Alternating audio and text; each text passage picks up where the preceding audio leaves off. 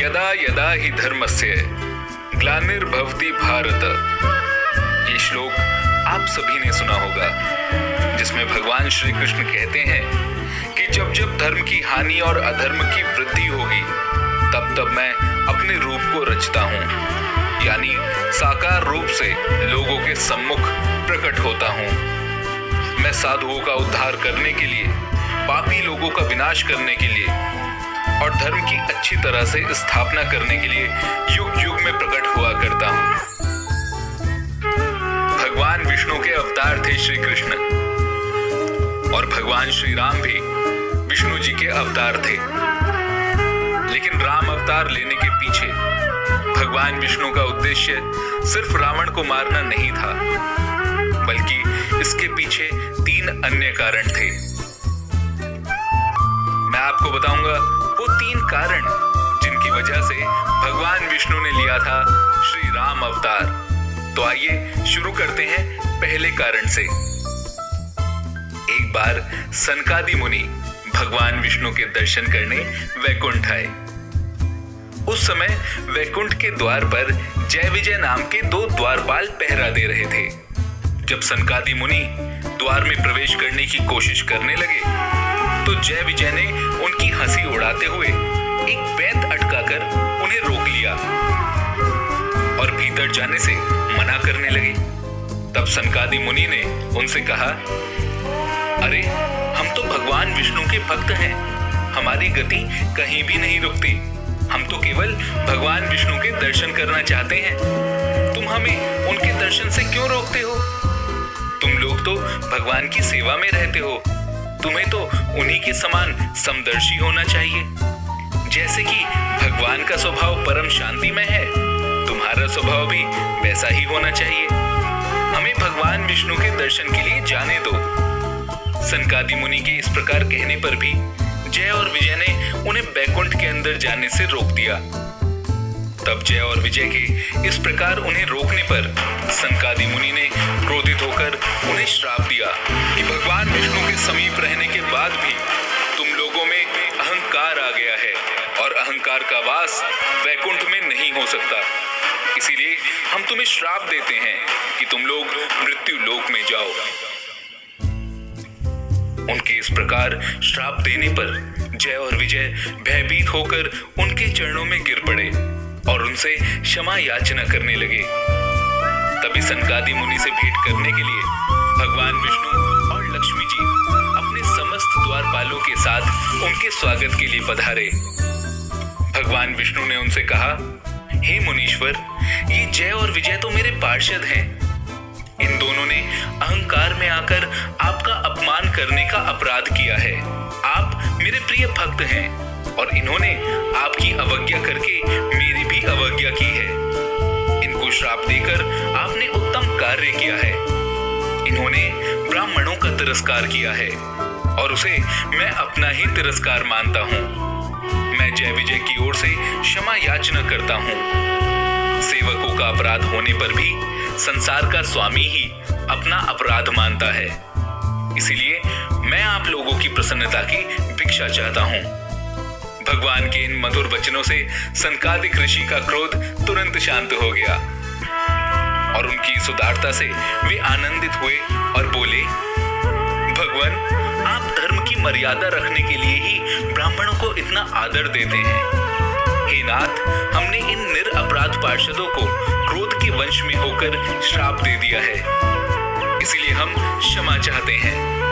आप उचित समझें तो इन द्वारपालों को क्षमा करके हमारे इस श्राप से मुक्त कर सकते हैं।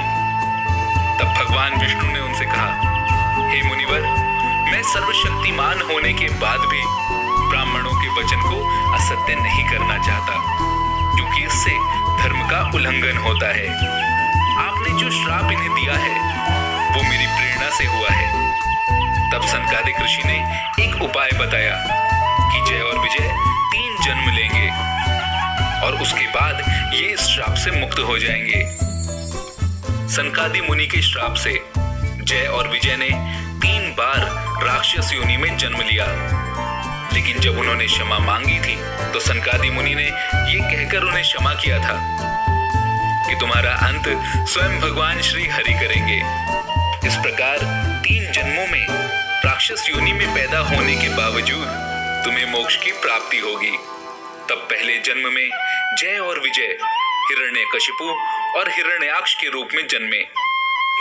तब भगवान विष्णु ने वराह अवतार लेकर हिरण्याक्ष का तथा नरसिंह अवतार लेकर हिरण्यकशिपु का वध किया था। अपने दूसरे जन्म में इन्हीं जय विजय ने रावण और कुंभकर्ण के रूप में जन्म लिया। तब इनका वध करने के लिए भगवान विष्णु को राम अवतार लेना पड़ा। फिर तीसरे जन्म में जय विजय शिशुपाल और दंत वक्र के रूप में जन्मे और इस जन्म में भगवान श्री कृष्ण बनकर विष्णु भगवान ने इनका वध किया था। तो इस प्रकार श्री राम अवतार लेने का भगवान विष्णु का पहला कारण था अपने द्वारपाल जय और विजय यानी उस जन्म के रावण और कुंभकर्ण को मोक्ष प्रदान करना।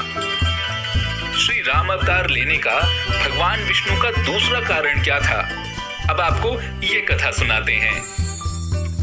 माना जाता है कि मनु और उनकी पत्नी शत्रुपा से ही मनुष्य जाति की उत्पत्ति हुई है।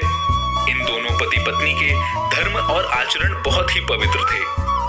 वृद्ध होने पर मनु अपने पुत्र को सारा राजपाट देकर वन में चले गए। वहां जाकर मनु और शत्रुपा ने कई हजार साल तक भगवान विष्णु को प्रसन्न करने के लिए उनकी तपस्या की, जिससे प्रसन्न होकर भगवान विष्णु प्रकट हुए और उनसे वर मांगने के लिए कहा। तब मनु और उनकी पत्नी शत्रुपा ने श्री हरि से कहा कि उन्हें भगवान के समान ही एक पुत्र की अभिलाषा है। उनकी ये इच्छा सुनकर श्री हरि ने कहा कि संसार में मेरे समान और कोई नहीं है, इसलिए तुम्हारी अभिलाषा पूरी करने के लिए मैं स्वयं ही तुम्हारे पुत्र के रूप में जन्म लूंगा।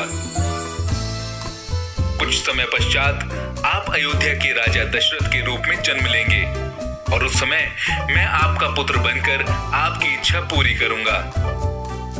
इस प्रकार मनु और शत्रुपा को दिए वरदान के कारण ही भगवान विष्णु को श्री राम अवतार लेना पड़ा था। आइए अब आपको भगवान विष्णु का राम अवतार लेने का तीसरा कारण बताते हैं।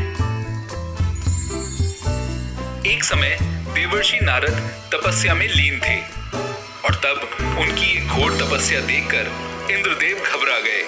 उन्हें लगा कहीं नारद भगवान को प्रसन्न करके ये देवलोक उनसे छीनना तो नहीं चाहते।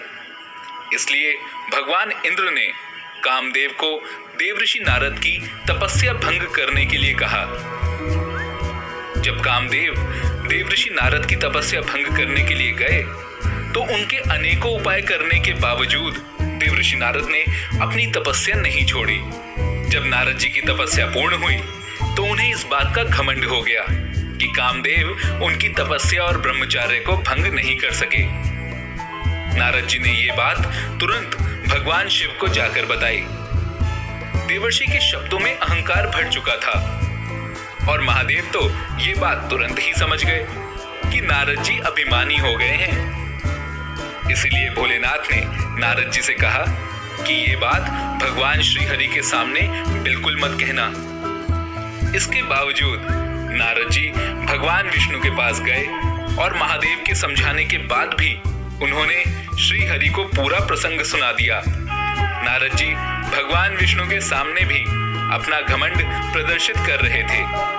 तब भगवान विष्णु ने सोचा कि नारद जी का घमंड तोड़ना ही होगा, क्योंकि ये एक भक्त के लिए शुभ लक्षण नहीं है। जब नारद जी कहीं जा रहे थे तब रास्ते में उन्हें एक बहुत ही सुंदर नगर दिखाई दिया, जहां किसी राजकुमारी के स्वयंवर का आयोजन किया जा रहा था। नारद जी भी वहां पहुंच गए और राजकुमारी को देखते ही उस पर मोहित हो गए। ये सब भगवान श्री हरि की ही माया थी। राजकुमारी का रूप और सौंदर्य नारद के तप को भंग कर चुका था।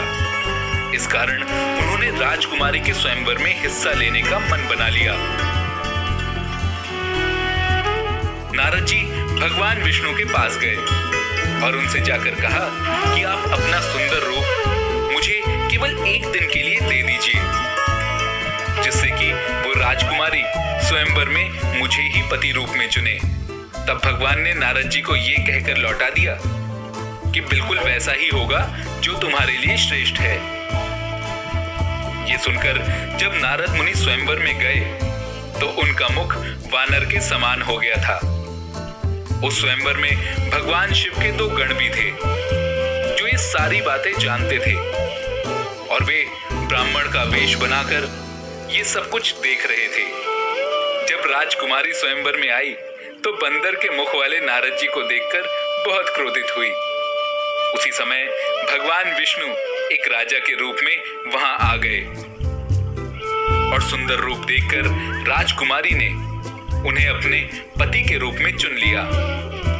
ये देखकर शिवगण नारद जी की हंसी उड़ाने लगे और कहा कि पहले अपना मुख दर्पण में जाकर देख लें। नारद जी ने जब अपना चेहरा वानर के समान देखा तो उन्हें बहुत क्रोध आया और तब नारद जी ने उन शिवगणों को राक्षस योनि में जन्म लेने का श्राप दे दिया।